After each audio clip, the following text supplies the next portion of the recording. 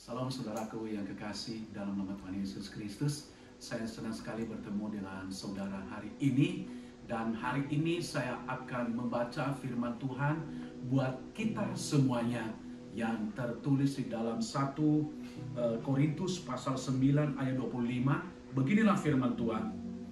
Tiap-tiap orang yang turut mengambil bagian dalam pertandingan menguasai dirinya dalam segala hal. Mereka berbuat demikian untuk memperoleh suatu mahkota yang fana, tetapi kita untuk memperoleh suatu mahkota yang abadi.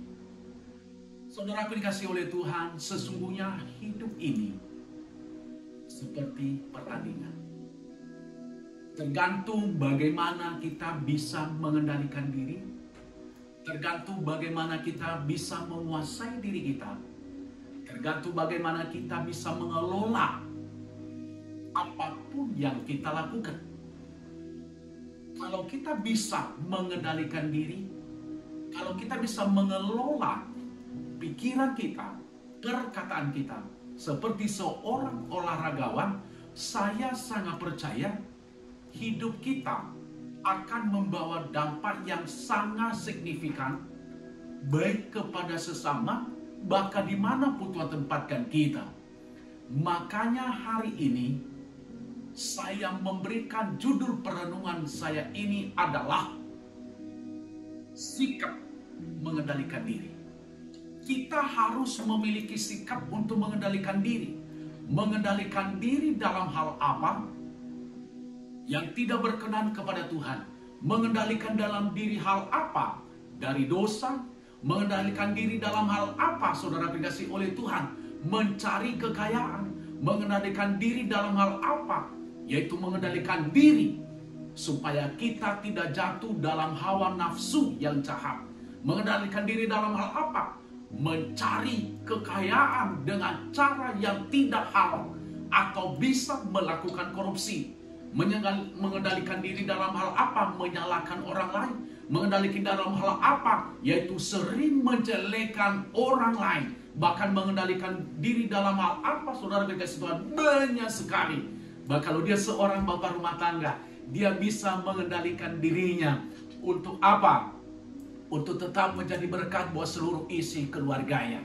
Nah, saudara dikasihi oleh Tuhan, yang menjadi pertanyaan yang besar bagi kita, apa saja sikap orang percaya untuk mengendalikan diri? Yang pertama, seseorang harus memiliki hati yang sabar ketika menghadapi hal-hal yang tidak menyenangkan. Kita harus memiliki hati yang sabar ketika kita menghadapi hal-hal yang tidak menyenangkan.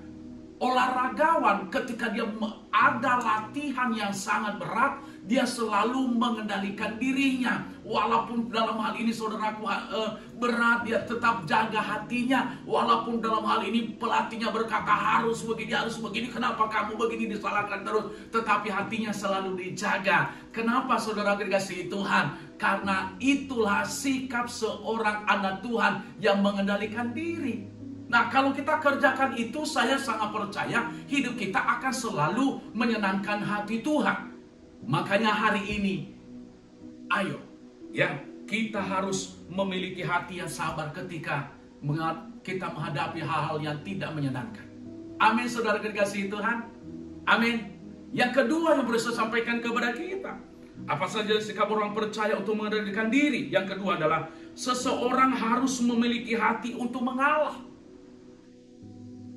Kalau saudara mengalah ketika direndahkan oleh orang, kalau saudara mengalah ketika dicaci maki oleh orang, kalau saudara mengalah ketika Tuhanmu dihina, kalau saudara mengalah ketika Alkitabmu dihina oleh orang, kita harus berani untuk mengalah, saudara dikasihi oleh Tuhan. Kenapa? Karena orang yang mengalah itu berarti dia memiliki sikap untuk mengendalikan diri.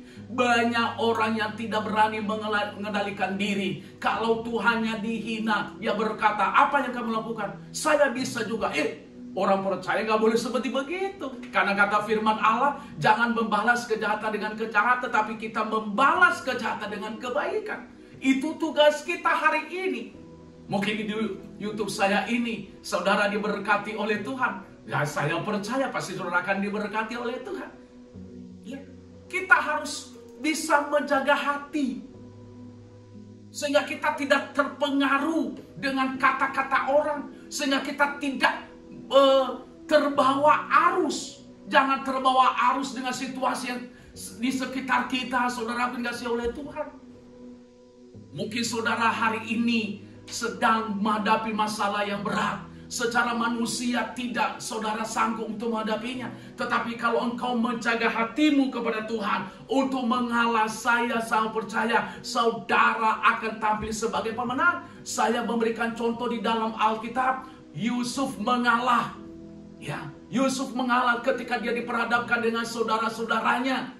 Gimana ketika dia mengalah menghadapi saudaranya, padahal di depan matanya kalau dia ingin membalas kejahatan kepada saudara bisa. Tetapi dia mengalah, dia tidak mengerjakan hal itu. Kenapa? Karena jiwa mengalah ini, hati yang mengalah ini, saya mau katakan salah satu karakter Allah, salah satu karakter Yesus. Yesus mengalah ketika dia dihina, Yesus mengalah ketika dia direndahkan, Yesus mengalah ketika dia diludahi, Yesus mengalah ketika dia dicaci maki, Yesus mengalah saudaraku sampai mati di atas bukit,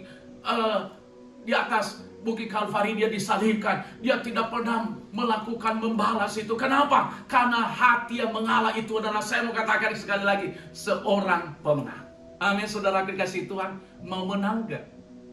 Miliki sikap mengendalikan diri dengan mengalah. Katakan bersama dengan saya siap mengalah.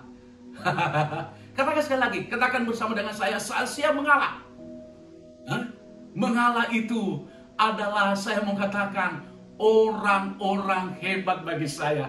Mengalah itu kalau bagi saya adalah orang-orang yang luar biasa bagi saya. Mengalah itu kalau bagi saya, saudara dikasih, itu adalah orang-orang yang menuju kebahagiaan. Mengalah itu bagi saya, saudaraku, adalah orang-orang yang tidak, nah ini ingat ini, orang-orang yang tidak terpengaruh dengan situasi di sekitarnya.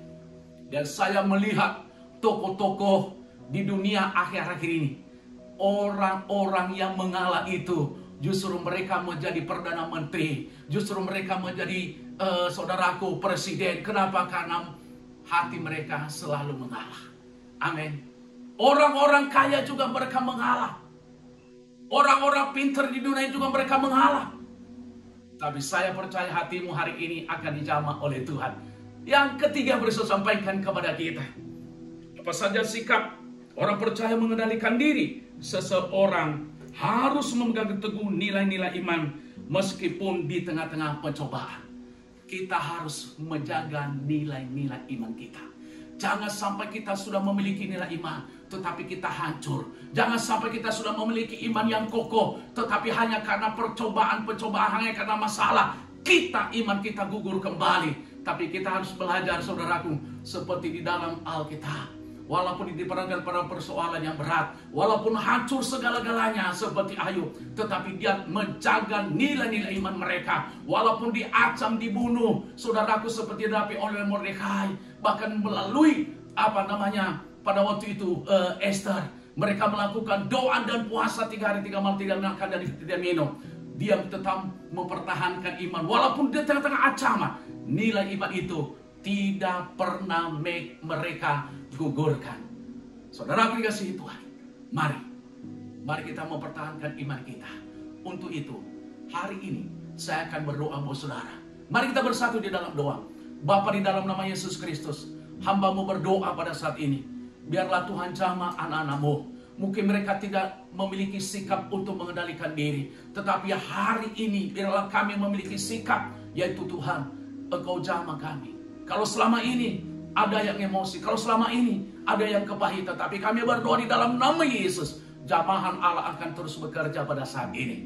Terima kasih, di dalam nama Yesus kami telah berdoa. Haleluya. Amin. Sukses buat saudara. Tuhan Yesus memberkati. Amin.